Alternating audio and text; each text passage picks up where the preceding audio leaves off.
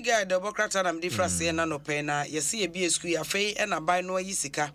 133 million Ghana cedis ese yemfanko SHS wo na capitation grant ehon sensem no yemfanko na yenkwa emfanko solve our problems na SHS adesua intumi enkoso Nima Gangsters mienu se o me mienu ba ko edi ka che no ba ko aka nso so yakodoa no efri aflawo ede no aba ali awudu AK bombom nti ono ne de da ho osofo Lutterodt ehwo se what nenam ya wo so ye counselor ni de ne ho nkoni be wasi akire osofo asi akire another wife ene na wo and me madam for councillor that na me ni nje ma cry it's Friday and one basam last week nyasam keto akra woko interview bi ewo yenuanom ho Chame Kofi or the war no na Chame Kofi interview no or the one say no cross wa ewo outside your marriage no I say akola na 5 years no kre and na Chame say nyambe akapa na say na adai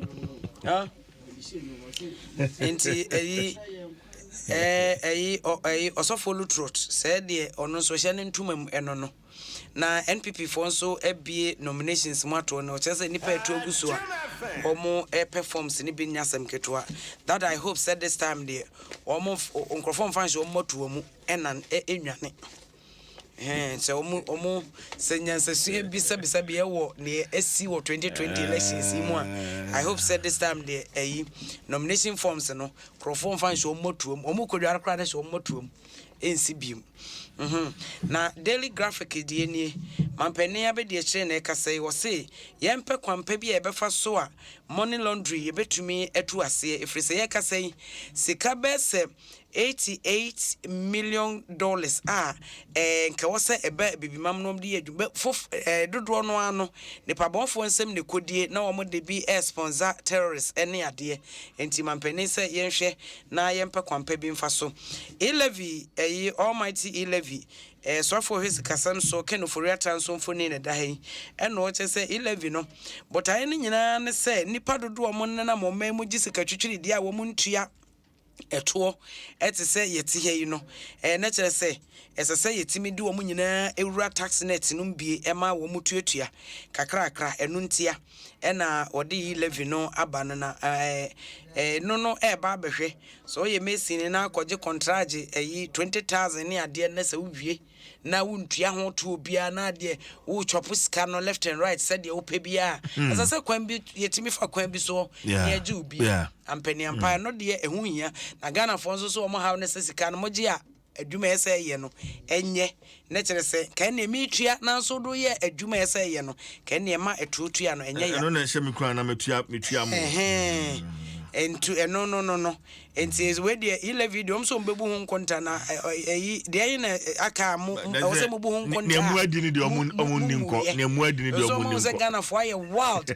ye ni abre papa na ye ka ne sa no na eno so ehia CJ o man na etim no so nipa bebre ntua to pa bebre ntua to omo mu ntua to no omo kran so na omo teto a na ye omo ye wu omo tikwa pai omo ntua to ye ntua o so kra wo ntua dada ai o share TV na ho abrochi aye kama Oje dama obi chantin ne begu ho oje obi chantin ne begu ho eya na ye nuanom na o makwa abrochi kama ye nti sabrochi ba bie no ado ka akra besi just 20 minutes ye free ba bie ni ho se car park so ofi anim se ba bie ni ho a odo ka besi ye free enti wo mo so gi om de ya ade enso so no so de dika o man ye timu na no Auditor General's report ye say Information Ministry sika ayera ho ye say na hwe Information Ministry ho enkrofo ye o kai kra anye ye from Zembo so mo under Information Ministry ho Information Service Department yes sika ayera ho Information Service Department na mo sika ya hene sika Hey, every year be say ye we no to one auditor general's report yes 2020 was a 2020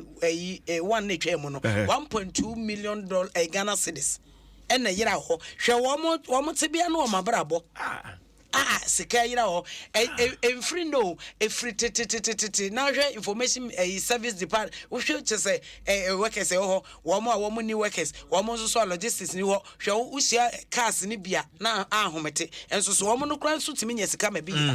yentumi enhunu obi anya na adwene so obehwehwe enti eno bi no ya twa sika e de ama agencies ahodo no na ayira NIA wo che say free na yikuri ya bia centers no registration centers ni bi aka ho Airwork Sports Stadium anope so ko ho no mo a ye NIA NIA Sports Stadium adwuma ye no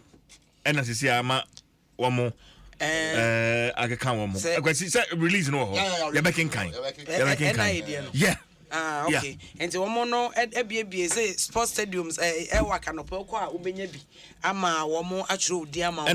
sports stadium ni na wo release ni ya bekin kan enti no ena anope Ghanaian Times ebo ho ama ne say afede say pressure no ne na udru mo office wo dia Kenya grow udru na head office wa traffic wo nyina free food and drugs authority hono ne ade traffic bo hono says nipa nankasa ya traffic nya cars o nipa ankasa traffic won potemo enti so sa no mo ye no de ana meje di se